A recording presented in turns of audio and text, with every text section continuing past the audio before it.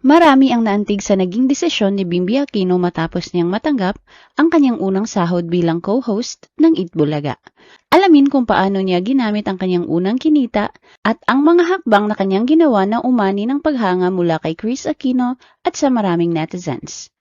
The Philippine Showbiz List presents Paano ginastos ni Bimby Aquino ang unang adult sweldo mula sa Itbulaga. Bimby began his stint as an Itbulaga guest co-host. Mainit ang pagtanggap ng mga manonood kay Bimby Aquino matapos siyang mag-guest host ng Itbulaga noong June 2026. Sa maikling panahon ng kanyang pananatili sa noontime show, kapansin-pansin ang kanyang natural na husay sa pag-host, pagiging komportable sa harap ng kamera, at magandang samahan sa mga veteranong host ng programa. Nagsimula ang paglabas ni Bimby sa Itbulaga noong June 12, 2026 bilang isang espesyal na panauhin. Isa itong sorpresa para sa pagdiriwang ng 21st birthday ni Riza May Dizon, ang kanyang dating kapartner sa pelikulang My Little Bossings. Muling nagkita sina Bimby at Riza May sa stage, bagay na ikinatuwa ng maraming fans na matagal nang sumusubaybay sa kanilang samahan. Dahil sa positibong reaksyon ng publiko, muling bumalik si Bimby sa Itbulaga noong June 18, 2026, ngunit sa pagkakataong ito ay bilang guest co-host. Mainit siyang sinalubong ni Vic Soto, Joey De Leon, Alan Kay, Maine Mendoza, Miles Ocampo, at Karen Aistrup. Sa kanyang pagpasok sa studio, game na game si Bimby habang sumasayaw sa viral na kanta na Hawak Mo Ang Beat. Hindi rin siya nag-atubiling makipagkulitan at makipag-usap sa studio audience. Nagbiro pa si Vic at tinanong si Bimby kung handa na ba siyang sumabak sa iba't ibang segment ng programa. Hindi rin nawala ang masayang kantsawa ng mga host, lalo na tungkol sa muling pagtatambal ni Bimby at Riza May. Matapos ang kanilang reunion, naging usap-usapan sa social media ang magandang chemistry ni Bimby at Riza May. Marami ang natuwa sa kanilang natural na samahan, dahilan upang hindi maiwasan ang mga host at maging mga netizens ang pabirong matchmaking kina Bimby at Riza May. Lalo pang naging espesyal ang karanasan ni Bimby nang sorpresahin siya ng kanyang ina na si Chris Aquino sa pamamagitan ng isang live television appearance noong June 25, 2026.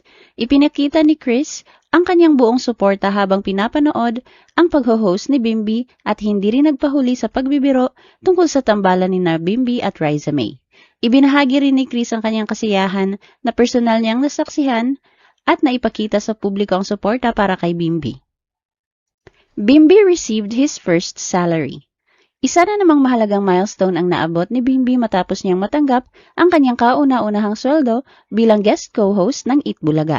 Sa isang video na ibinahagi ng isang fan page sa Facebook, makikita si Bimby habang inaasikaso ang mga kinakailangang dokumento bago tuluyang matanggap ang kanyang sahod. Habang pumipirma sa voucher, tinanong si Bimby kung sino ang una niyang nais ilibre gamit ang kanyang unang kinita.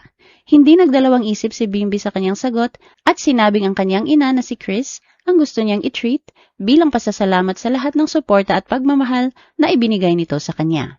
Ibinahagi rin ni Bimby na hindi niya gagastusin ang buong halaga ng kanyang kinita. Ayon kay Bimby, napagkasundoan nila ni Chris na ilaan ang kalahati ng kanyang unang sweldo sa isang charitable donation. Ani Bimby, ito ay pagtupad sa pangako ni Chris sa kanilang kaibigang pare na ngayon ay isa na di umanong obispo. Labis din ang naging kasiyahan ni Bimby nang malaman niyang cash ang ibinigay na kabayaran sa kanya. Hindi niya napigilang ipakita ang kanyang excitement na lalong ikinatuwa ng mga nakapanood ng video. Dahil sa kanyang pagiging mapagkumbaba, pagiging mapagbigay at pagmamahal sa kanyang pamilya, umani ng maraming positibong komento si Bimby mula sa mga netizens. Bimby shared his earnings with Chris and Josh.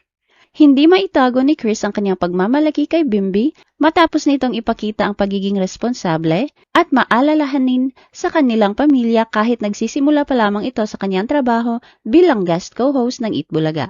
Sa isang Facebook post ng entertainment columnist na si Dindo Balares, ibinahagi ang ilan sa naging pag-uusap nila ni Chris. Ayon kay Chris, labis niyang hinangaan ang dedikasyon ni Bimby sa kanyang trabaho at ang malasakit nito sa kanilang pamilya. Ikwento ni Chris na kahit nakararanas si Bimby ng pananakit ng tiyan, pinili pa rin itong pumasok at gampanan ang kanyang tungkulin sa noontime show. Ani Chris, hindi na ipahalata ni Bimby sa mga kasamahan sa trabaho na masama ang kanyang pakiramdam habang nasa set. Sa isang video na kuha ng assistant ni Bimby, tila si Riza May lamang ang nakapansin na hindi komportable si Bimby. Makikita umano rito na kinumusta ni Riza May si Bimby at hinaplos pa ang tiyan nito bilang pag-aalala. Bukod sa pagiging professional, ibinahagi rin ni Chris ang kabutihang loob ni Bimby. Aniya, binigyan siya ni Bimby ng 20,000 pesos upang ipambili ng bagong mga damit ang nakatatandang kapatid nitong si Josh Aquino. Mas lalo pang ikinatuwa ni Chris ang pagiging responsable ni Bimby pagdating sa kanilang mga plano bilang pamilya. Ayon kay Chris, nauunawaan ni Bimby ang hangarin niyang ipaayos ang kanilang tahanan sa Alto, sa Tarlac, at makabili ng mas malaking SUV na magagamit ni na Bimby at Josh.